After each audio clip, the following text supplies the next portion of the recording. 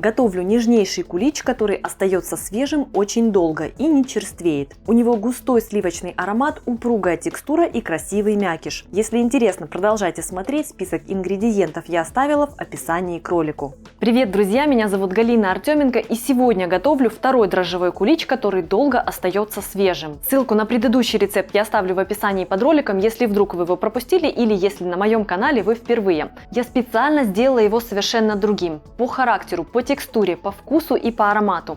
По разрезу это видно особенно хорошо, и этот кулич я буду готовить на основе творога. Кстати, в прошлом году на своем канале я тоже публиковала рецепт творожного кулича, но он был бездрожжевой, быстрый вариант. Для тех, у кого нет времени или нет желания просто долго возиться с пасхальными куличами. Он тоже очень вкусный, ссылку на этот рецепт я оставлю в описании под видео. Заглядывайте вниз. Готовлю опару. В слегка теплое молоко отправляю дрожжи и немного сахара из общего объема. Перемешиваю, чтобы дрожжи растворились. Всыпаю муку и перемешиваю до однородности. Накрываю опару пленкой и оставляю на 20-25 минут. Этим временем заливаю изюм горячей водой и оставляю в ней. Сухофрукты могут быть другими, по вашему вкусу. Готовлю творожную основу. Снимаю цедру с апельсина на мелкой терке.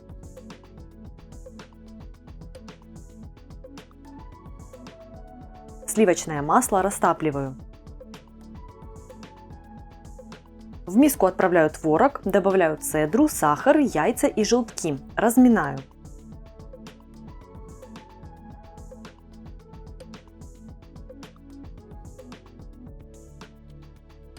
Вливаю масло и перемешиваю.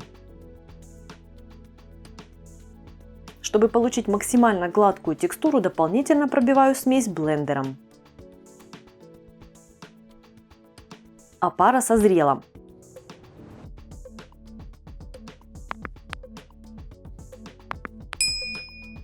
В миску отправляю муку, опару и добавляю творожную смесь.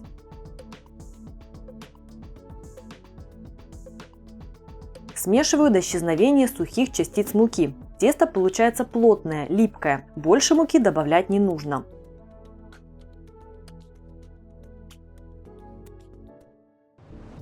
Накрываю тесто пищевой пленкой и оставляю на 20 минут.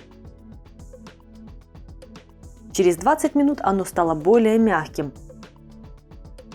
Отправляю его на замес в хлебопечку, так удобнее и проще, но можно поработать и ручками. Это тесто я не замешиваю долго, всего минут 5-6, после чего сливаю жидкость изюма, промакиваю его бумажными полотенцами, отправляю изюм к тесту и жду, пока тот распределится.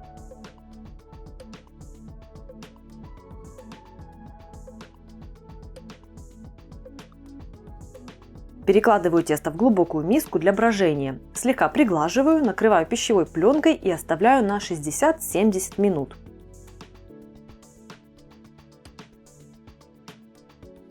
Тесто тяжелое, и хоть растет оно очень хорошо, все же супер пышным оно не будет. В нем много добавок, и это для него нормально. Вот видео из моей отработки этого рецепта перед съемкой. Тут тесто бродило в стекле, и сквозь него хорошо видна его текстура.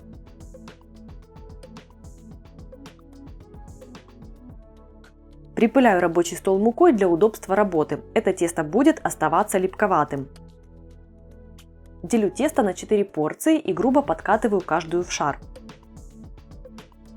Теперь подкатываю заготовки более тщательно, до плотности.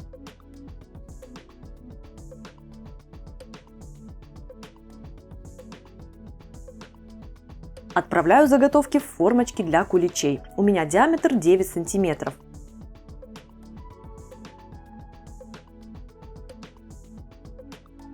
Накрываю заготовки пленкой и оставляю для расстойки на 30-35 минут.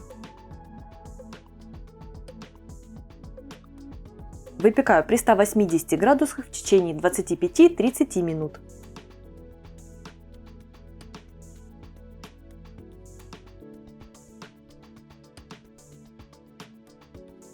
Если захочется попробовать кулич раньше, дайте ему остыть перед разрезанием. Он очень влажный и может сминаться, если разрезать его горячим. Пускай остынет и стабилизируется. Этот кулич, как и предыдущий, я покрыла простой белковой глазурью. Другие рецепты намазок готовлю для отдельного видео. Если предыдущий рецепт куличей вы уже смотрели, напишите в комментариях, какой из рецептов вам понравился больше, этот или предыдущий.